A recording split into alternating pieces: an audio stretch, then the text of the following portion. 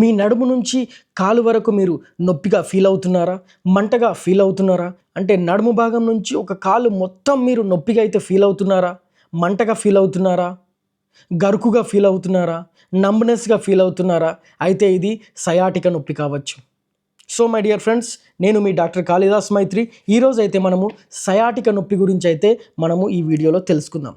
అసలు ఈ సయాటిక నొప్పి అంటే ఏంటి? అసలు పేరులోనే ఉంది. సయాటిక నరువు పైన పడే ఒత్తిడి వలన ఇది నడుము నుంచి బటెక్స్ నుంచి థై నుంచి కాలి వరకు ఇలా పూర్తిగా నొప్పి, ఆ నరువు ఎక్కడికైతే వెళ్తుందో అదంతా నొప్పిగా ఫీల్ అవుతుంది. కాబట్టి దీన్ని మనము సయాటిక పెయిన్ అని అంటాం. ఈ నరువు పైన ఒత్తిడి అనేది సాధారణంగా కూడా రావచ్చు, లేదా గాయాల వలన కూడా రావచ్చు. సో ఈ నొప్పి వలన వచ్చే లక్షణాలు ఏంటి? నడుము నుంచి మొదలు పెడితే బటెక్స్, తొడ భాగంలో అండ్ కాలి చివరి వరకు మంటగా ఉంటుంది, నొప్పిగా ఉంటుంది, గుచ్చుకున్నట్టుగా ఉంటుంది, టింగ్లింగ్ సెన్సేషన్ అంటారు. అండ్ నమ్నెస్ లాగా కూడా కొన్నిసార్లు ఉండే అవకాశం అయితే ఉంటుంది. తిమ్మిరి వచ్చే విధంగా కూడా ఉంటుంది. సో ఈ సయాటిక అనే నొప్పి ఎందువలన రావచ్చు? సయాటిక నొప్పికి మెయిన్గా మనము తెలుసుకోవాల్సింది వెన్నెముక. ఈ వెన్నెముకలో వెన్నుపూసలు ఒకదానిపైన ఒకటి అమరి ఉంటాయి. సో ఎప్పుడైతే మన బాడీలో వెయిట్ పెరుగుతుందో, మన బాడీ వెయిట్ పెరిగినప్పుడు కానీ, మనము సరి అయిన పొజిషన్లో కూర్చున్నప్పుడు కానీ, సరి అయిన పొజిషన్లో పడుకున్నప్పుడు కానీ, రెండు వెన్నుపూసల మధ్య నుంచి వచ్చే నరువు పైన ఒత్తిడి కలిగే అవకాశం ఉంటుంది. సో మన వెన్నెముక పైనే మనం బాడీ భారం మొత్తం వేస్తాం కాబట్టి మనకు మెయిన్ స్ట్రైట్ వెన్నెముక అని అందుకే అంటారు. మన బాడీని మోసేది, మన బాడీలో ఉండే అవయవాలన్నీ తగిలించే ఒకే ఒక ఎముక వెన్నెముక. సో ఈ వెన్నెముక పైన ఎంత తక్కువ వెయిట్ వేస్తే అంత మంచిది. అంటే మనం ఎంత తక్కువ లైట్ వెయిట్ ఉంటే అంత మంచిది. లైట్ వెయిట్ అంటే మరీ లైట్ వెయిట్ కాదు, కావలసిన వెయిట్ ఉంటే మంచిది. కావలసిన వెయిట్ కన్నా మనం ఎప్పుడైతే ఎక్కువ వెయిట్ని వేస్తామో ఆ డిస్క్ల పైన ఒత్తిడి, టెన్స్ అనేది జరుగుతుంది. ఈ టెన్స్ వలన ఈ మధ్యలో నుంచి వచ్చే నరువు పైన ఒత్తిడి పడి సయాటిక నర్వ్ నొప్పి వచ్చే అవకాశం కూడా ఉంటుంది. సో దీనికైతే ప్రధానంగా 5 కారణాలు ఉన్నాయి.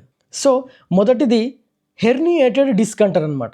సో వెన్నుపూసలు ఒకదానిపైన ఒకటి పేరుకొని ఉంటాయి కాబట్టి మధ్యలో ఉండే డిస్క్ పైన ఒత్తిడి కలగడం వలన, ఆ ఒత్తిడి అనేది ఈ నరువు పైన రావడం వలన ఈ సయాటిక నొప్పి అయితే వచ్చే అవకాశం ఉంటుంది. కొన్ని సందర్భాలలో వెన్నుపూస ఎక్కువగా పెరగచ్చు. దీన్ని బోన్ స్పర్స్ అంటారు. సో ఎక్కువ బోన్ ఎక్కువగా పెరిగి ఆ బోన్ ఈ నరువు పైన ఒత్తిడి పెంచుతుంది. ఈ ఒత్తిడి పెంచడం వలన సేమ్ సయాటిక నరువు పెయిన్ రావచ్చు. మూడవది కూర్చునే పద్ధతి. చాలా సందర్భాలలో చాలా ప్రజలు చాలాసార్లు వాళ్ళు కూర్చునేది పోస్చర్ కరెక్ట్ ఉండదు కాబట్టి కూర్చునే విధానంలో తేడాగా కూర్చున్నా, లేకపోతే వంకరగా కూర్చున్నా, లేకపోతే ఒక కాలు పైన కూర్చున్నా, వెన్నుపూస పైన ఒత్తిడి పడే విధంగా కూర్చున్నట్లయితే ఆ ఒత్తిడి అనేది ఈ సయాటిక నరువు పైన పడి సయాటిక నొప్పి కూడా రావచ్చు. అంటే వెన్నుపూస చుట్టూ ఉండే మజిల్ టెన్స్ అవ్వడం వలన సయాటిక నొప్పి కూడా రావచ్చు. నెక్స్ట్, గర్భిణీ స్త్రీలలో శరీరం బరువు పెరగడం వలన కూడా ఈ సయాటిక నొప్పి రావచ్చు. సో డయాబెటీస్ వలన కామన్గా ఈ నర్వ్ డ్యామేజ్ అయిపోయి ఈ సయాటిక నొప్పి కూడా కొన్ని సందర్భాలలో వచ్చే అవకాశం అయితే ఉంటుంది. సో ఇవి మేజర్గా ప్రధానమైన 5 కారణాలు. అసలు ఈ సయాటిక నొప్పి వలన వచ్చే సిమ్టమ్స్ ఏంటి? ఈ సయాటిక నొప్పి అనేది నడుము భాగం నుంచి మొదలు పెడితే కాలి వరకు నొప్పిగా, మంటగా, గరుకుగా, తిమ్మిరి వచ్చే విధంగా అయితే ఉంటుంది. కండరాలు బలహీనంగా ఉన్నట్టు అనిపిస్తుంది.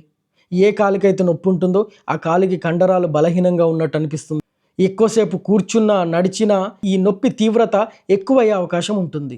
సో ఇలాంటి నొప్పి వస్తే మనం చేయాల్సింది ఏంటి? అసలు మనకు ప్రివెన్షన్ ఉందా? రెమెడీస్ ఉన్నాయా? హాట్ అండ్ కోల్డ్ థెరపీ అంటారు.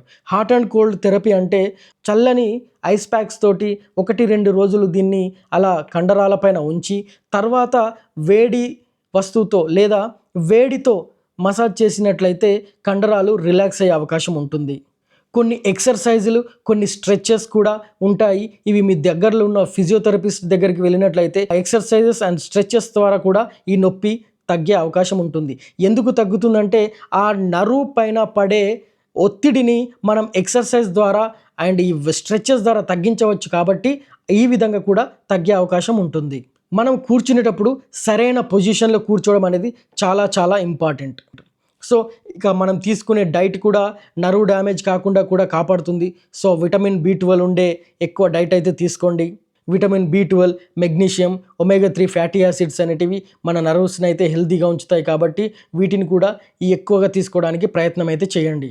అండ్ హెల్తీ వెజిటేబుల్స్, ఎగ్స్ ద్వారా కూడా నరాలు అయితే చాలా హెల్తీగా ఉండే అవకాశం అయితే.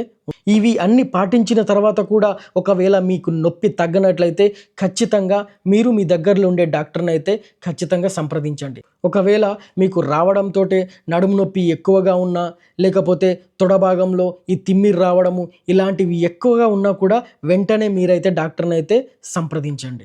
సయాటిక నొప్పి ఉన్నవాళ్ళు జీవితాంతం కష్టపడనవసరం లేదు, జీవితాంతం బాధపడనవసరం లేదు. సరి అయిన జాగ్రత్తలు తీసుకొని, సరి అయిన మందులు తీసుకొని, సరి అయిన విధంగా మనము హెల్త్ లైఫ్ స్టైల్ని మార్చుకుంటే ఈ సయాటిక నొప్పినైతే ఖచ్చితంగా మనము తరిమి కొట్టవచ్చు. అందుకే అంటారేమో బ్యాక్ బోన్ అని. మన బ్యాక్ బోన్ బాగుంటే మనం బాగుంటాం, మనం బాగుంటే మనం ఇంకొకరికి బ్యాక్ బోన్ అవుతాం. ఈ వీడియో కానీ మీకు నచ్చితే ఖచ్చితంగా ఫాలో అవ్వండి అండ్ ఇంకొకరికి మాత్రం షేర్ చేయండి. This is your doctor Kalidas Maitri signing of.